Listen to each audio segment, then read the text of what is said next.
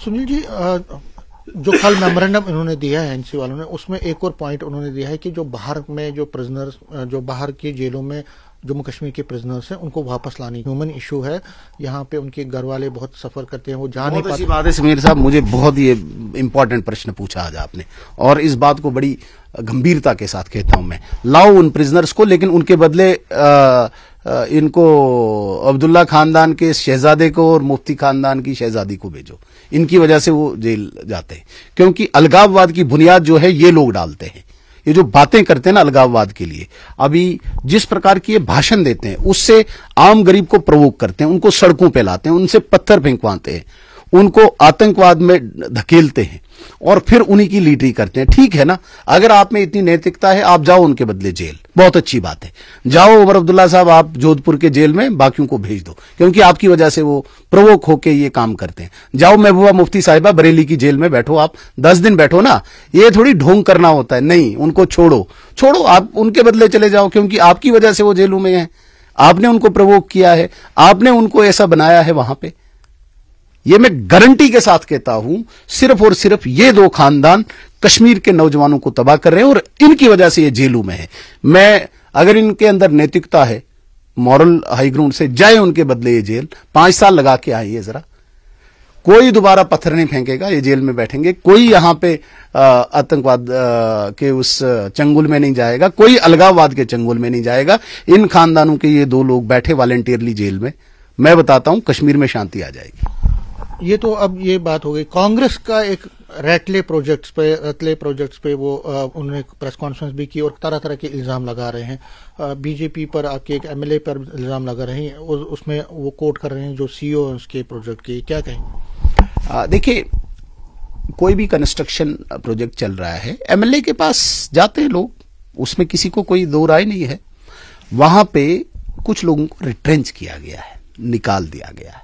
वो एमएलए के पास गए, एमएलए तो बोलेगा भाई क्यों निकाले हैं मेरे लोग, मेरे मतलब मेरी कॉन्स्टिट्यूएंसी के लोग। आप अगर बाहर के लोगों को भी लगा रहे हो, यहां के लोगों को निकाल रहे हो, क्यों निकाल रहे हो? वो तो लड़ाई भी कर सकते हैं, करनी भी चाहिए कि एक एमएलए को, अगर उसमें किसी को पेट में दर्द है तो होने दीजिए, उसमें क्या फर्क पड़ता है। उसमें कल कोई प्राइवेट कंपनी है, कोई भी है, वहां पे अपने लोगों का हक लेने के लिए, लड़ने के लिए तो किसी भी एमएलए को करना चाहिए। हां, अपने लोगों को, हक को आप कंप्रोमाइज करोगे अपने मकसद के लिए, तब कोई सवाल उठता है। लोगों की लड़ाई चल रही है, लड़ाई लड़नी चाहिए एक एमएलए को, हक की लड़ाई लड़नी चाहिए, मजदूर की लड़ाई लड़नी चाहिए, वो तो लड़ेंगे और लड़नी भी चाहिए एमएलए को। उसके लिए बिल्कुल किसी को भी कोई दिक्कत नहीं होनी चाहिए। आप अगर किसी गरीब की, किसी मजदूर की मजदूरी की कंप्रोमाइज अगर आप कहीं कंस्ट्रक्शन कंपनी के साथ कर रहे हो तो वो तो चुप रहेंगे।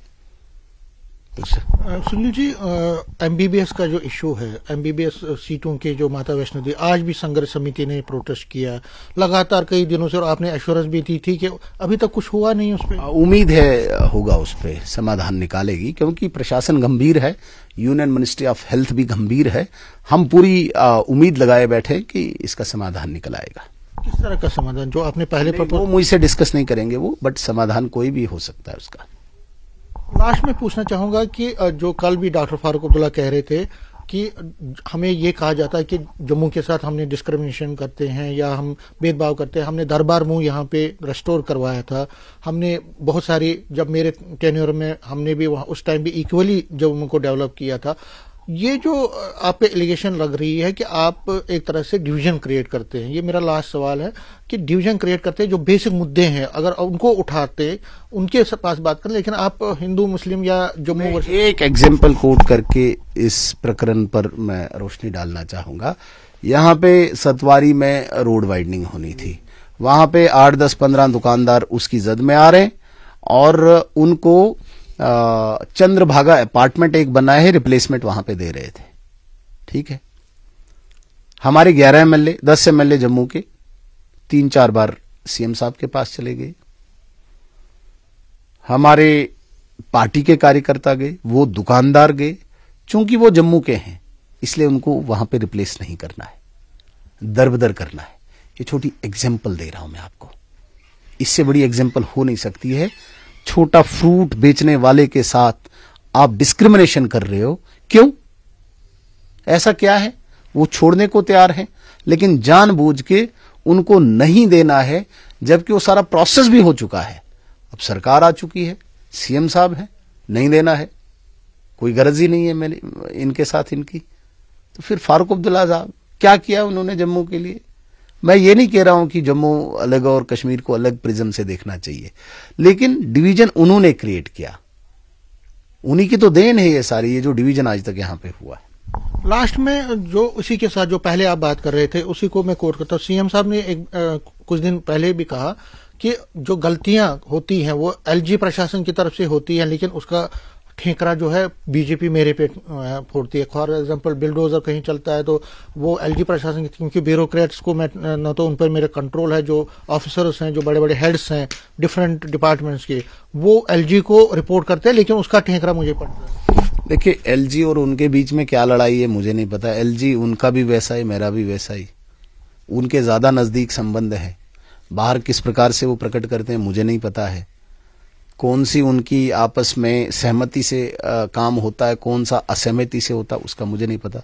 सरकार उनकी, एलजी उनका, आपका नहीं है एलजी? मेरा भी है, लेकिन सरकार का इमीडिएट एलजी वही है।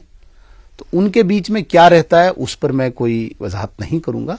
मैं उमर अब्दुल्ला साहब की कहीं पे भी मेरी कोई पर्सनल उनसे कोई रिफ्ट नहीं है, मुझे कोई पर्सनल लड़ाई नहीं है, लेकिन पॉलिसीज की, विचारों की लड़ाई है। जिन विचारों से वो आए हुए हैं, जो झूठ और जो ठगी से वहां पे इस वक्त जम्मू कश्मीर के लोगों के साथ वो खिलवाड़ कर रहे हैं, उससे मेरी उनके साथ क्लेश है इन चीजों से। बाकी पर्सनल मेरा क्या है, एलजी के साथ वो लड़ते हैं नहीं लड़ते हैं वो उनकी जिम्मेदारी है। कहीं पे उनको रोका है, कहीं पे टोका है, वो बताएं लोगों को, लोग खुद समझ जाएंगे। मैं थोड़ी एलजी साहब की तरफ से सफाई दूंगा, वो देना, वो अपनी सफाई दें, लोग मानने चाहिए। वरना 1 साल के अंदर अंदर चीफ मिनिस्टर अपनी सीट हार जाए, दैट मीन्स कि लोगों ने ऐसे मान लिया तू झूठा है, तू झूठ कर रहा है।